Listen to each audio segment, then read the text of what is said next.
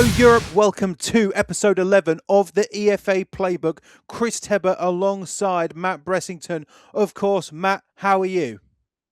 I'm good. I'm really excited for the interview. We got Dean Faithfull, of course, coming up, who is a fellow Brit in the league. Can never have too many of them, so I'm doing good. I mean, it's going to be an interesting one talking to the kicker of the Paris Musketeers. But I just want to talk about something before we get into the interview, something that has crossed our plate today. Football trophies, Matt. They look good sometimes. Let's be real, the Lombardy is a legendary design. We've seen some great ones in Europe. But have you ever thought you could do better? Have you ever Me personally, no. No, because neither have I. This is the problem. But this is the thing, though. Me and Matt are not the artistic type. We both gravitated towards football over the arts. That's what we did. So this is why the EFA, they're having a trophy contest. You can design the trophy, and let's be real, if it's good enough, it can be immortalized. It can be immortalized as the trophy for the EFA. Now, all you have to do is send it to, I believe, let me get it up right. It is contact@efafootball.com. It's simple. Just design a trophy. You don't have to worry about the logistics of it. It could be, it can be as insane as you want. Then obviously it's got to pass standards and regs, but that's fine. But that's where it is. Hey, it's got to pass. You can't have sparklers on it, or maybe you can have sparklers on it. Maybe you can. I don't know. If you want. It's your trophy. You can I'll put design it it however you please. I'll put it to this: if you don't ask, you don't get. So if Good you want to point. put sparklers on it, you can put sparklers on it. But if it gets past the regs, we don't know. But I just wanted to get that one in. We are about to head over to the interview with Dean Faithfull, starting now. So we are joined by Dean Faithfull, currently the kicker of the Paris Musketeers. Dean, how are you? Very well, thank you. Thanks for having me. I'm just enjoying a day off for recovery day. So yeah, all good. So I mean, an incredible footballing story, which we are going to touch on. Hopefully, if we've got enough time. But first of all, again, if anyone is wondering, Dean, where are you from? I'm from Southampton, England, originally. Just, although I haven't lived there for a while. But yeah, it's just in case anyone is here with three British guys all talking about football. So I'd say first let's start with. It's weird because it's a European American football show. I'm not sure if I should say soccer or football or football.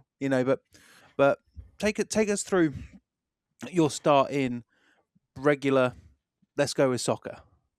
we'll go with soccer. I've got quite good at saying either. And if I speak to British people, I'll switch and say football. But Sure. it's a lot easier when I tell my story to just say soccer and football, because otherwise I've got to say football and American football, and then it gets a bit weird. Sure. So Sure. yeah, so you want to know the journey from the start? Absolutely. From the off, like we said, it could be a movie. It's definitely got to be a book someday with the twists and turns.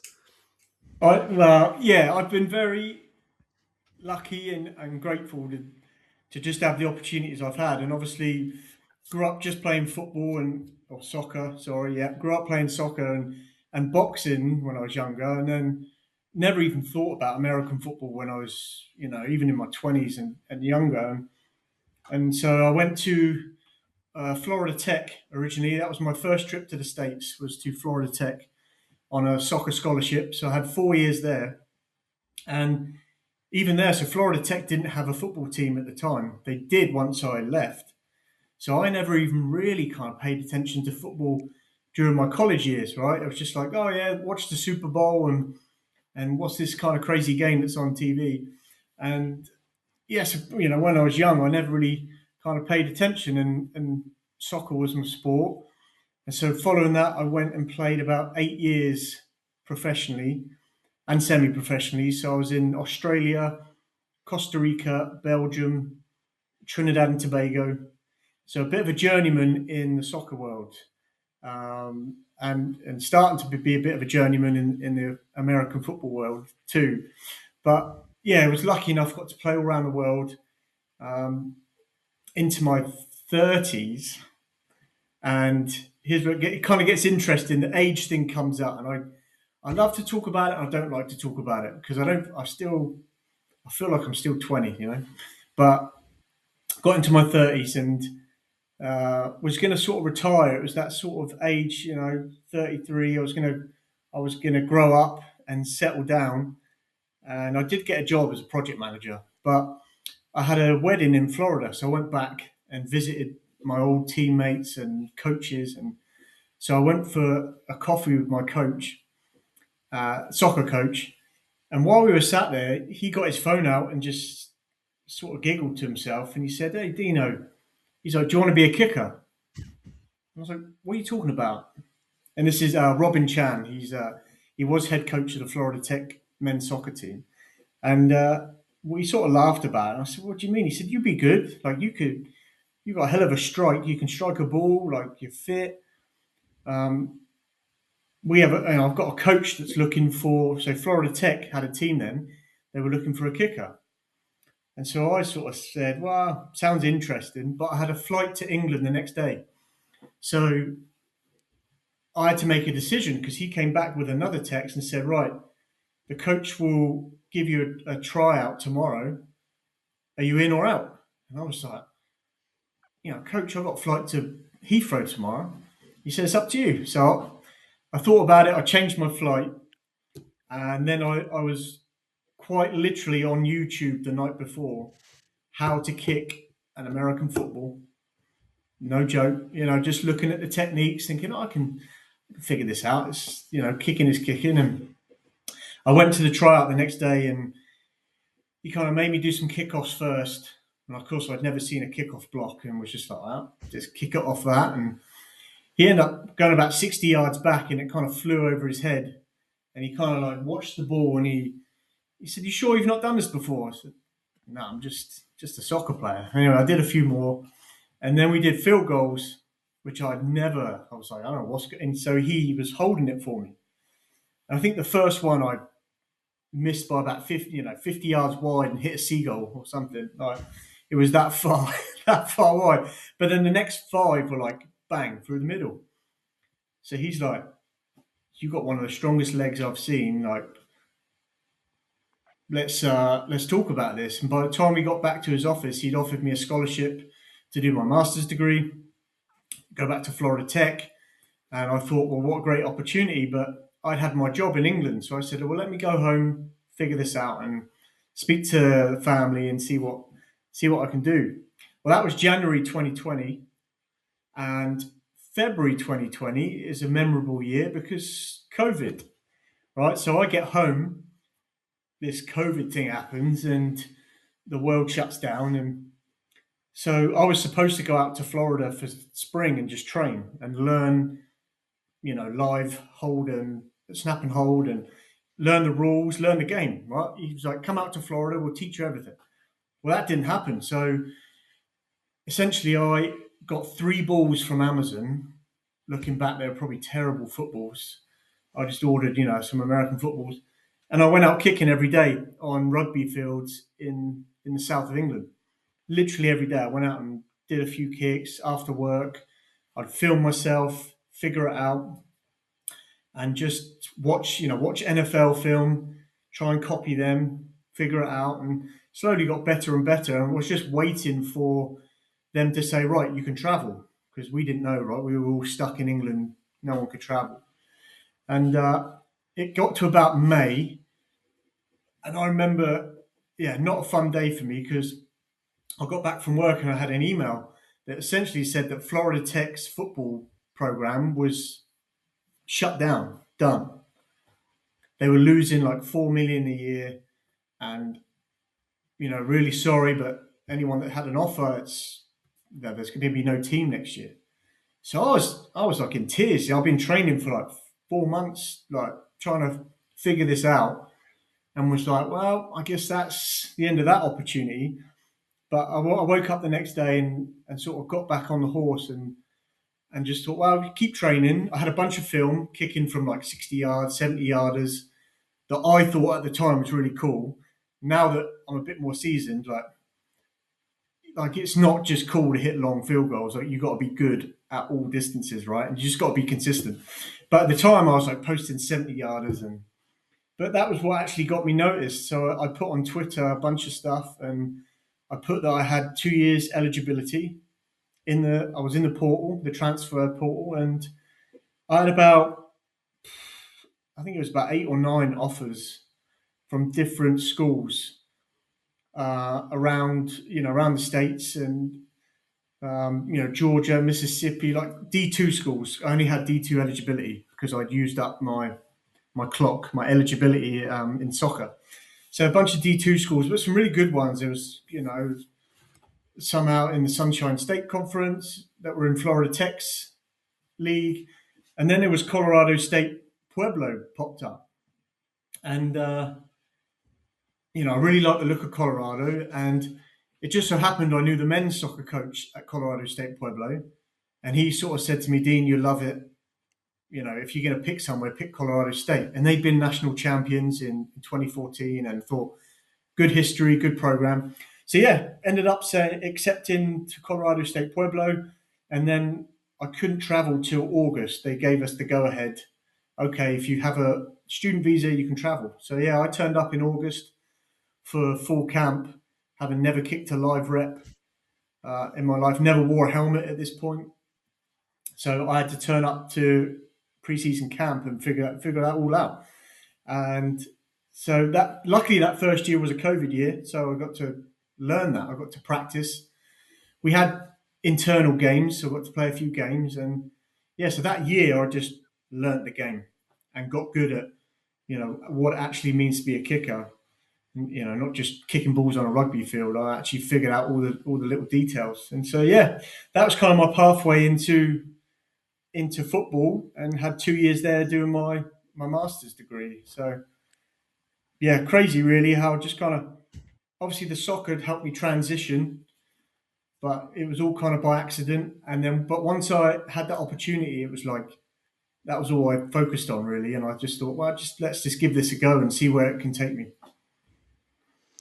So with that, obviously, playing soccer for that long a period of time, what were the technical adjustments that you needed to make to be able to, basically kick field goals and kickoffs as well?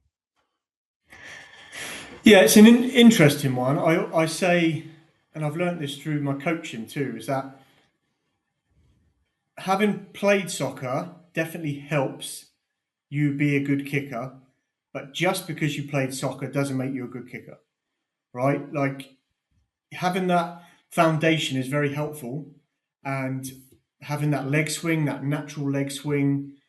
But if I look at my tape from those days in the rugby field and now, it's night and day technique wise, because yes, that swing has to be very natural, but your point of contact is very different to a soccer ball. You can manipulate a soccer ball how you want. American football is generally not made to be kicked. It's made to be thrown, right? So there's a very small sweet spot to get it right. Obviously, you kind of have margins of error, but to get it perfect is a very small sweet spot. So I spent time practicing that ball contact over and over again. But it definitely helped having that soccer background, just have that natural swing through. But it's very different. Like my friends laugh because if we go for a kickabout now in England, like in the off season, I'll go and play soccer with the boys, and I hit it over a lot. You know what I mean? Like I am used to just kicking the ball high. There's no, technique to that anymore. It's like high or nothing. So I guess that helped though. I was a defender. I was good at kicking it long and far and straight. So all those things sort of transitioned over. So, and also, what was the biggest culture difference between, playing for soccer clubs and then playing for a D2 college American football team? I went from being on many of the teams I played in soccer, I was captain, and was that kind of enjoyed that leadership role, very vocal, very team orientated, right? Soccer is 20, 25 lads. And then you go to college, there's 100 lads on the team. right? And so it became very individualized for me, which obviously they talk about that in football. Positions are individualized and you get those groups, and you learn your specific skill. But it became that. It's very like, that was probably not a shock, but just something that I was like, okay, I'm on my own now, kind of, until it's field goal. It's like, kickers over there, go and do your thing, go warm up, and we'll see you in a minute when we shout field goal or kickoff. And see, that was the biggest difference. I think the locker room is not quite the same because it's so big. You've got 100 lads. It's kind of a little bit separated in college football. But of course, if you're successful and you're a winning team, then you become close as footballers because it's a very much a kind of, you're fighting to win games. Where in soccer, it's not kind of that same warrior mentality. So yeah, it's slightly different. I think the soccer world is very kind of banter and laddie, and the American football world, you end up having friends for life because you bond over that common goal. You're each an individual, but your common goal is to just win football games. So it's a little different, but I'd say yeah, the biggest one was going from like that team, especially as a kicker, right? It's different for other positions, but as a kicker, all of a sudden I'm just by myself and I've got to look after Dean, make sure I'm doing my job, and as long as I do my job, people don't really notice me unless you hit a game winner or something, and then all of a sudden you're noticed, right? So yeah, those are the biggest differences. Yeah. Yeah. So I want to ask as well, you obviously finished the season in 21 and then go from having never played, never strapped on a helmet, to just one full season later, you're drafted second overall in the CFL Global. What was that process like? What was the introduction to that? How did you get introduced to the CFL Global? Because that's been going on for a while and they do love to draft their specialists, but to go second overall is after 1 year of experience is of course like very high praise. Not only did you go to Canada, you then played considerable time, which is not the case for all global prospects. Some of them, they hang around for a bit and they go on a practice squad. Maybe they don't make the full team, but you didn't just make the team, you were a starter. So what was that process like? Yeah. I mean, what a process, really. Like, when I look back, I graduated and I simultaneously started game day kicking. I started my coaching business, and so I was like, well, I'm going to do a bit of coaching, but I'm setting myself this goal of 1 year. I want to go pro, and I was realistic. I thought, the NFL, you can always dream of that, but is it realistic at 35, 36? I was at that time. I got drafted at 36 years old.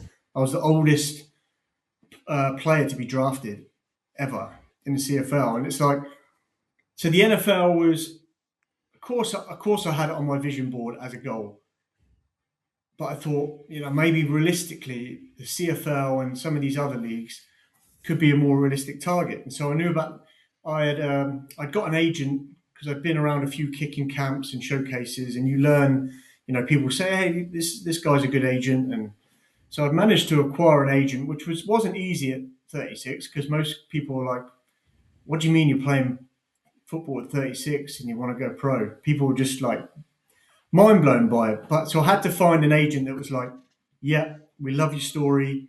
We see the talent. Like, we're on your side. So I found someone and they were like, yeah, you should, we'll put you in the global draft and we'll see what happens. And at the same time, I saw that the Elks, and I went to a Saskatchewan workout in Florida too. But the Elks were doing a open tryout in LA. I was in Denver at the time, and I decided, right, I'm going to go. So I kind of saved my money, got to LA, stayed in this terrible hostel with like 9 blokes in bunk beds. Didn't get much sleep. Was up at 6 a.m. and then we were there from like 8 a.m. till 6 p.m. So I turned up at this field, not really knowing. There was loads of lads there, all different positions, and there was about 3 or 4 kickers. And so Chris Jones was head coach at the time. He said, "Hey, kickers, we'll see you in a bit. Like, just stay warm." 7 hours later, we're called up to kick. So we've been there all day in LA sun. And to be fair, I just kept a positive mindset. Some of the other lads, the kickers, were losing their kind of minds a bit because they were like, "This is terrible. Like, we've been here 7 hours." I just thought, just drink your water. And when it's time to kick, kick. And so I had a really good kicking session. And I think that really helped me being drafted, obviously. So, yeah, we kicked and we ended up going back to like 65. And I kind of hit 3 of them in a row to kind of win it. So I just stepped up, bang, bang, bang, and the others had missed their 65. So I was the only one to make the 65. And so coach was like, "Yep, good job." And I was like, "Coach, I've got to catch my plane. I'm out of here." So he's like, "Yep, thanks for coming." So nothing was really said. "Thanks for coming, Dean. See you later." And then the draft was the 2nd of May and 9 a.m. And so I just sat there with my phone, like just waiting for a call. And yeah, 9:02, I had a text that said, "Answer your phone." It was from a scout at the Elks. And then 9:03, I got the phone call to say, "Hey, Dean, we're going to draft you. Kicked really well. We're excited to have you, blah, blah, blah." And that was, it was a big moment for me because it was like I believed I could get to that point. But I understood why everyone else were kind of like, "Dean, what are you doing? Like, grow up, settle down. You're 36." But I was like, "No, I can do this." And I honestly was going to give myself a year and say, if it doesn't happen, I'll coach. I love the coaching side of it, and I'll do that. But yeah, they called, and 5 days later, I was being flown to Edmonton and went to camp. And what was mad, there was actually 7 kickers in camp. And over the weeks, one would disappear, another would disappear. And I thought, maybe it'd be me this week. They kept me around, and they kept me around to the end. And they were like, "You're our guy." And so, like, I had to kind of beat out 7 other fellas, and got to play 18 games in my rookie season. And I had some figuring out to do too there because it was first year playing professional. Despite being 36, it's still a rookie, which is weird, right? It's like I'm still a rookie figuring this game out, but I'm 36, so everyone expects me to be Justin Tucker or something, So it was an interesting year, but loved it. So then, moving on from the actually, in terms of like the uniqueness of the rules of the CFL, what was it like preparing for that as opposed to just regular, American football, not regular American football? Yeah, I actually really like the CFL rules as a kicker. I think it makes the kicker position really important.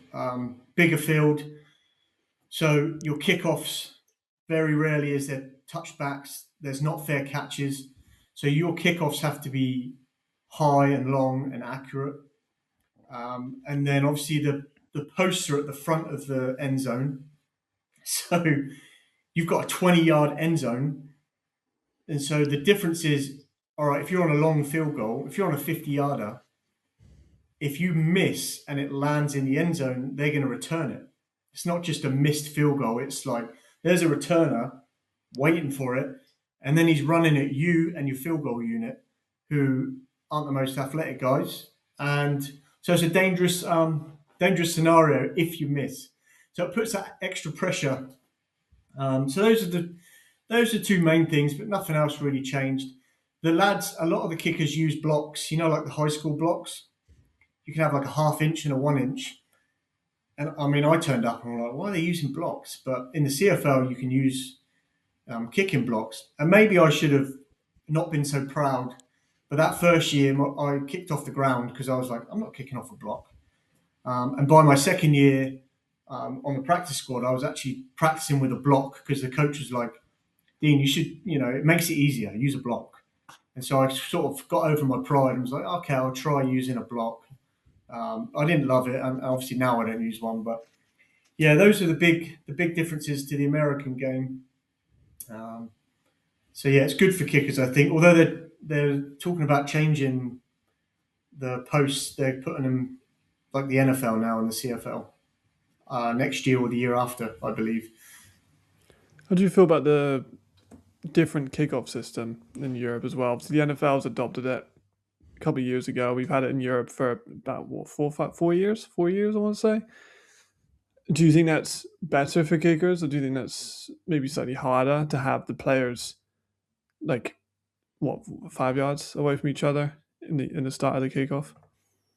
Yeah, I don't think it benefits us as kickers. I think it benefits kind of the.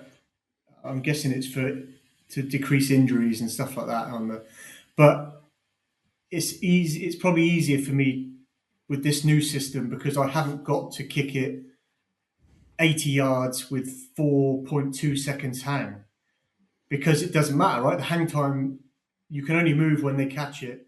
So, I've been practicing the kind of the alternative ones where you try and hit the ground or get the ball to move and make it difficult to catch.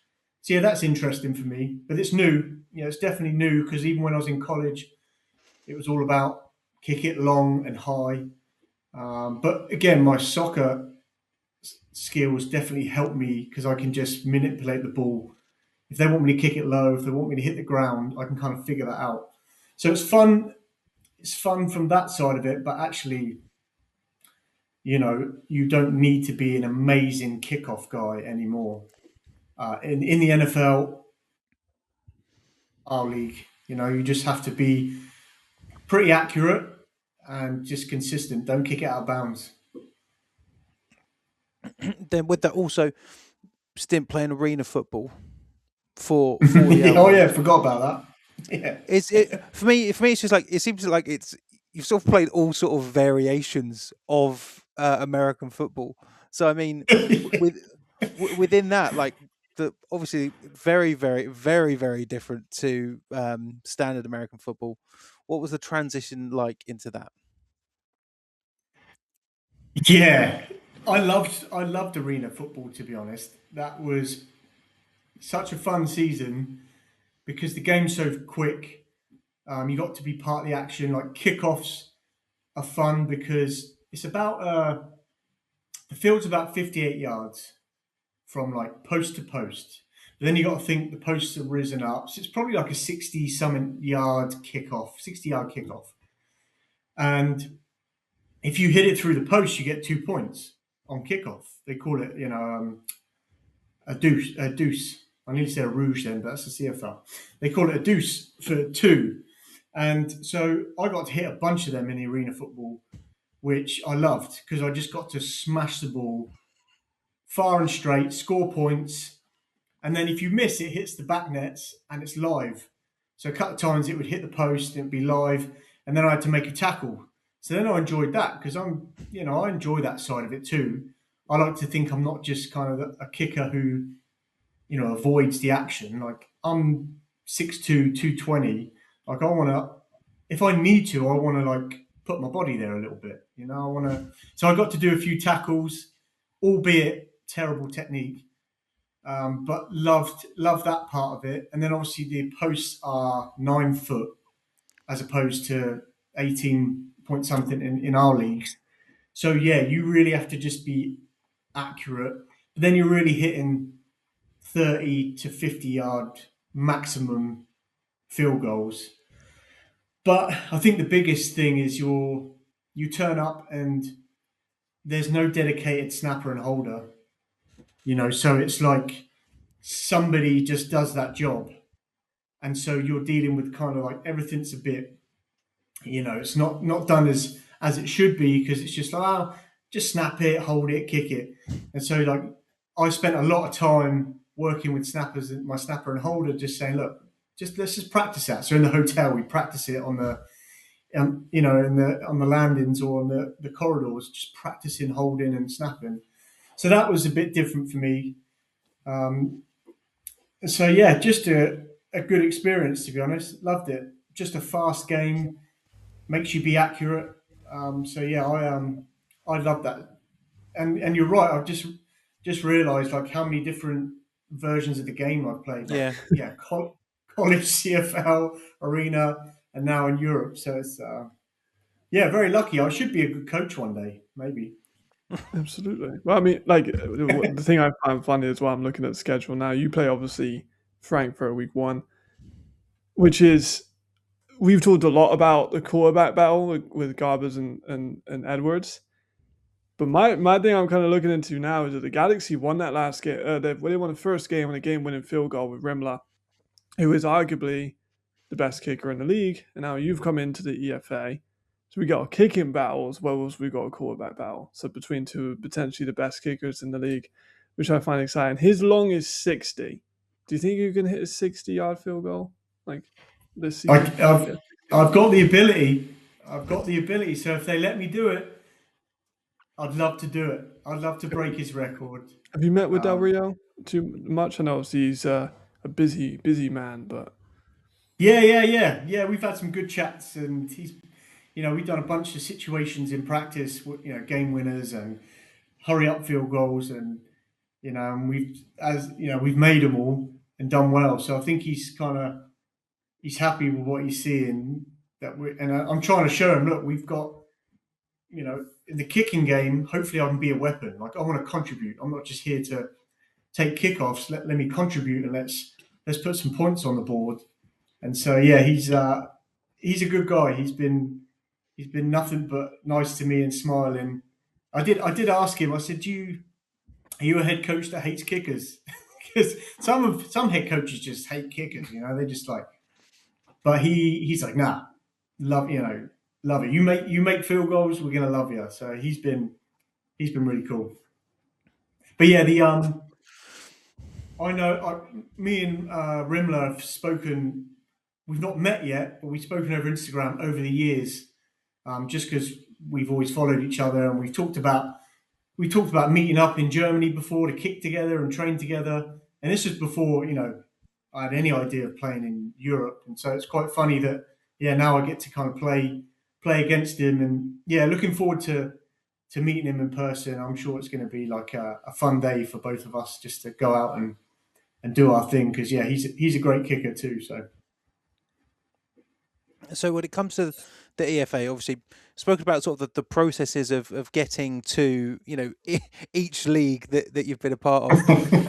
what went basically? Obviously, Paris Musketeers had a great season last year. Are a great team. What was the thought process in going with the Musketeers? If it was going to be Europe, of course, unless maybe if there was a London team right now, things might be different. I don't know, but it was always going to be the Musketeers. And obviously, I've done the last 2 years. I've done kicking camps, and when the Musketeers were in the previous league, we kind of all partnered together to do a kicking camp in the first year, and then last year I was out here and did a kicking camp partnered with the Paris Musketeers. So I already knew a lot of the staff, a lot of the ownership before this year, and we talked about it in the past. About when you're done in Canada, come back to Europe. And I sort of said, I'd love to. And I always thought I'd love to finish my career here at home, at least somewhere in Europe. And so I thought it was always going to be the Musketeers if I go back, just because I have that connection with the club, and so I kind of expressed that interest, and the Musketeers reached out and said, would you be interested in coming this year? And obviously, I appreciate them very much, because it's a big deal using, an E spot on a kicker. I don't think it happens too often, or has it happened? I don't know. I think maybe like once, like 21, but never since. Yeah, I think ELFopedia will definitely check that for me if I asked, because they're a legend. But I think like one time, I think it was the Dragons in like 21, but that was when they had more import rules. So I think you can still keep the claim, I reckon. Well, I can say the first one in the EFA, right? For sure. But so obviously I'm very thankful for them to put that faith in me and use that spot. And obviously, I know how important the position is, and so I'm, as a bigger picture, I hope this is the start of, this happening again with other kickers, right? And maybe the rules change. Maybe as the years goes on, there's some leniency with, kicking and specialists, because, I think the kicking game is important. And I think why not the European kicking game should be up there, right? With the talent we have in Europe as kicking, we should be up there, and so I'm just really grateful to be a part of that and hopefully help it kind of grow and contribute to the league in a positive way. Yeah, 'cause we've had Lenny, obviously was the IPP. He nailed the combine like last season. Spent the year with Atlanta, so it's definitely developing. Like you say, we've got new guys coming in. I think Ryan's still fairly young. I think he's in his 20s. So like, we've got a crazy generation. I think now that people know it's possible. I mean, geez, you did it in your 30s, so a player can definitely do it. Starting in like their teens, and you've got obviously these camps as well. Is there any young guys you think are maybe on the rise that you've coached, or maybe some guys you've seen on film that you're impressed by? There's a ton of talent. I coach a few lads in England when I'm home and with Team GB. Yeah, and there's definitely a couple of talented guys. Reese is a talented lad. You've got Will Morgan plays in the league, and the important thing is these lads they have aspirations of playing higher, and it is a process, and you have to kind of explain that just because we kick or we played rugby or we've played soccer, we still got to learn the game, and it takes a lot to learn that the nuances of kicking in American football. But yeah, I think there's a bunch of talent out there. I just think it's still not that attractive to be a kicker, right? It's like everyone wants to be the other positions, and I get that. But like you said, it's growing. I think, Tyrol's kicker is talented. Talented lad, been training with the IPP, doing stuff in the States.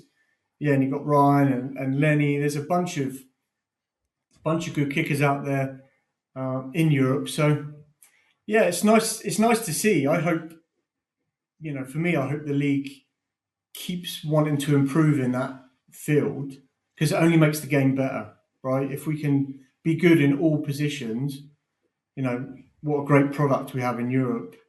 And I think we have a bit of an advantage in the kicking game because we naturally do it.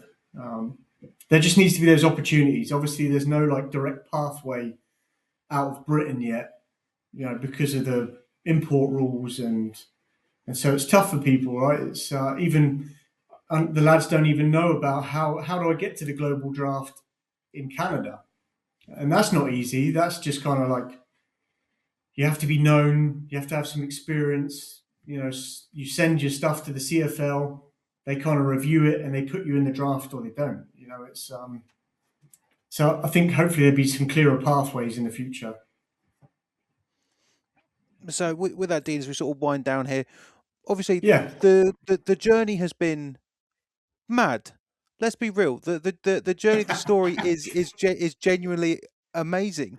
So, like, I know we're asking you this in the pre-season, but have you got any like other goals? Where do you see yourself, say, next season? Is it going to be a case of still eyeing up potentially London, or are we going to just be, or is it going to be a special teams kicking coordinator role? Where do you see yourself?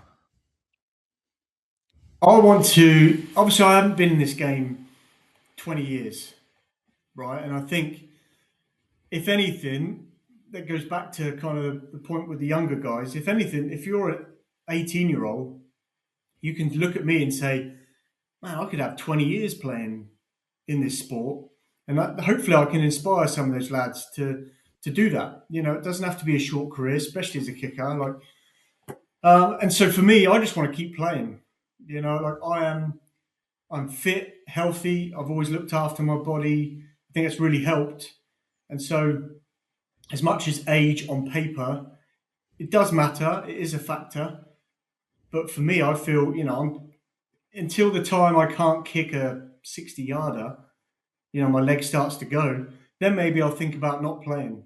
Like I want to keep playing, whether that's here or somewhere else. Like I really love the game, and I'm not bored of it. I'm not tired because I've only been in it kind of 5-6 years. I'm not tired of it. I've not been playing 20, 30 years. Like I'm keen to keep going, and I just kind of want to make the most of it. Like I've been invited to play for Great Britain. They got games in October, so I want to be part of that. When the season's done in October.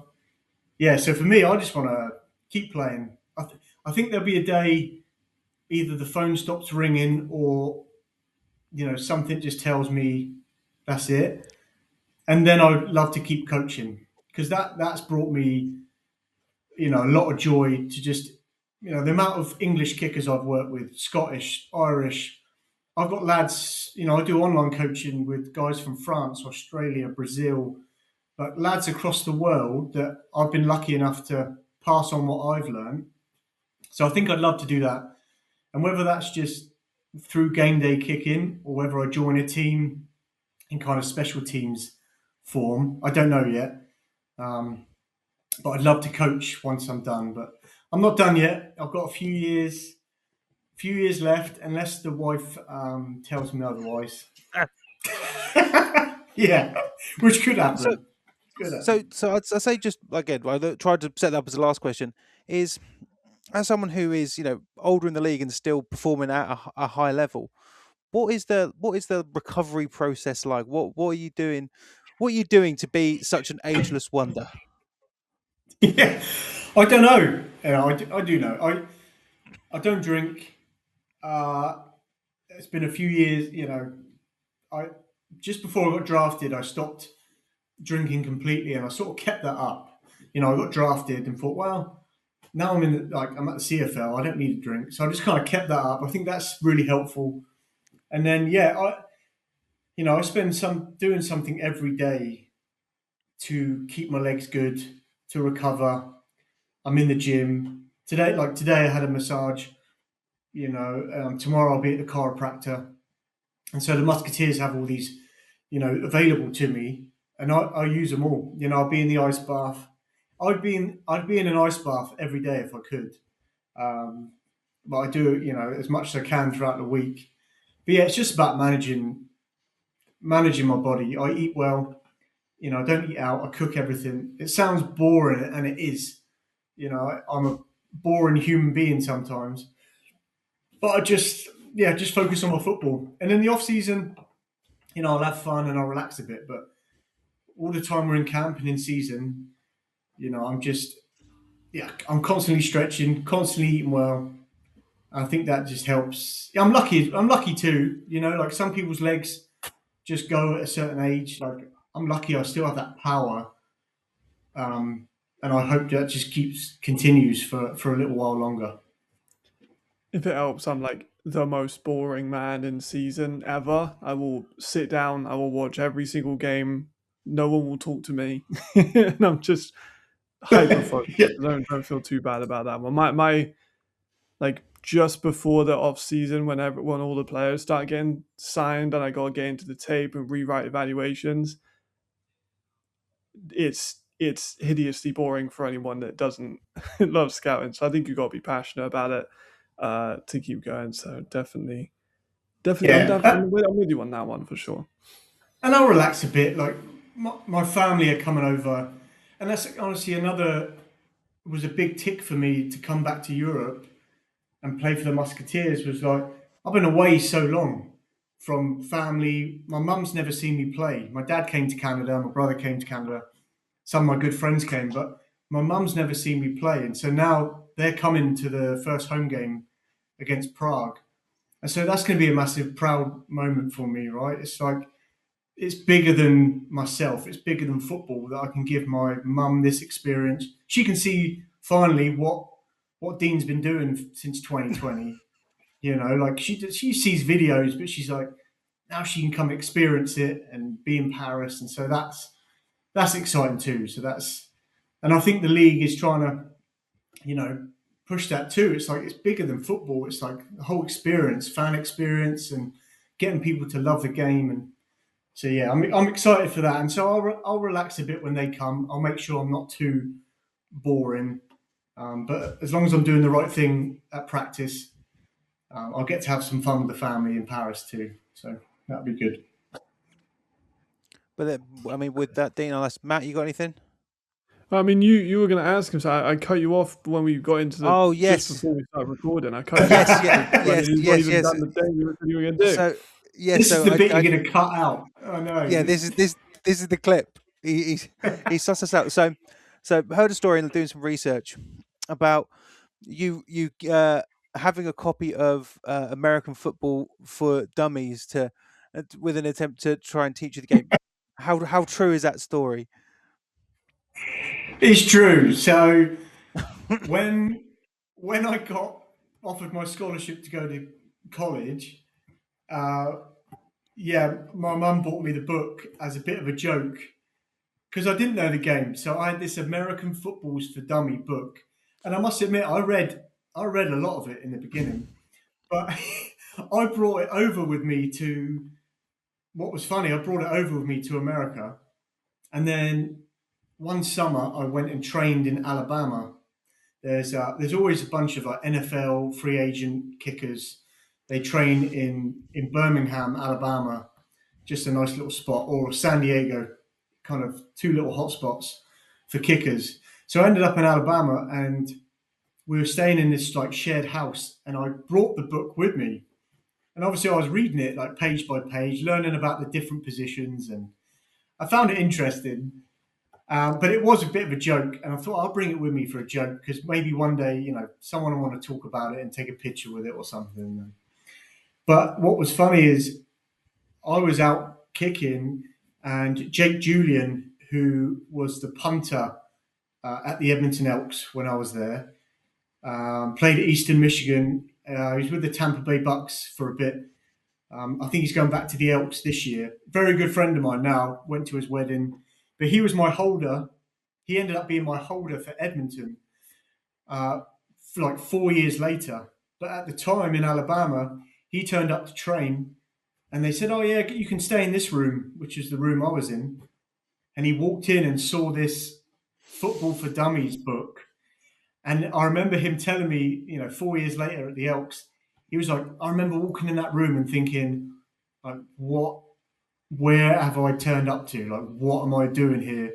That these kickers have got a Football for Dummies book. So it said it worried him. He was like, who the hell has got a Football for Dummies book? Like, so it became quite a funny story, really. And then years later, Jake became my holder and was the punter at the Elks. So that was quite a cool story. But yeah, I still have that book. It's in Denver. So I should have brought it with me to Paris.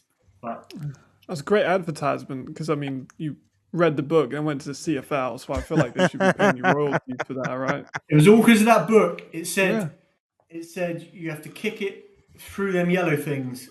That's what it said. Really bloody hard, and you'll be fine. Kick it hard through the middle of those posts. Yeah. But with that, Dean, thank you very much for coming on the EFA Playbook. Good luck for the rest of the season. We will certainly keep an eye on you. And it is going to be the first game of the season versus the Frankfurt Galaxy. Rimler versus Faithfull. We'll get the poster made. Stick it up on the Instagram. But thank you very much for coming on. Germany v England, is it? Is that what it is? You can ask for a better, when have you heard of the name test when it comes to professional athletes? Like you have to have Usain Bolt was never not going to be fast. Like you have to the name Faithfull is just safe, reliable, and you're a kicker. So I feel like it goes so well together. It's got to be Faithfull, stars, right? That's what that's a great nickname. We've been talking about nicknames. That's a good nickname. Old Faithfull. All right, now cheers for having me, lads. Appreciate it. Anytime. Anyway, thank you very much, Dean. Thank you. See ya. Bang. There we go. There we go. And that was good fun. What a good story. Again, I still feel like there's like TV potential here of just like something along the lines. I've seen concepts for worse TV shows, Dean. What's the name of the Amazon know. one? What's his name? It gets advertised all the time on like Amazon Plus or whatever it's called, Prime. What's his name of the fucking? It's got. Hold on, I'm googling that. Glenn Powell, the one where he's like That's the one. Yeah, the one with Glenn Powell in it. Yeah, that's worse. Get Glenn Powell to play you. Maybe one day, if I'd made it to the NFL, you'd probably have a definite story. But actually, you know what? Are we still recording? We're still recording. Hold on, I'm going to edit this in post production. If you were to have an actor play you in a movie, what actor would you pick to actually play you? To play me in a movie? Yeah. I'd want it to be funny. So, could I have Jim Carrey? Yeah, I'll give you Jim Carrey. Yeah. It'd be funny. It's got to be Jim Carrey or Arnold Schwarzenegger. That's it. Can you imagine him kicking? No, I don't think he's not got the mobility for it now. Surely not. Yeah. No. I would find a place to put it. That would be like the post thing where I usually talk about in my monks. I'll put it at the end. There's a little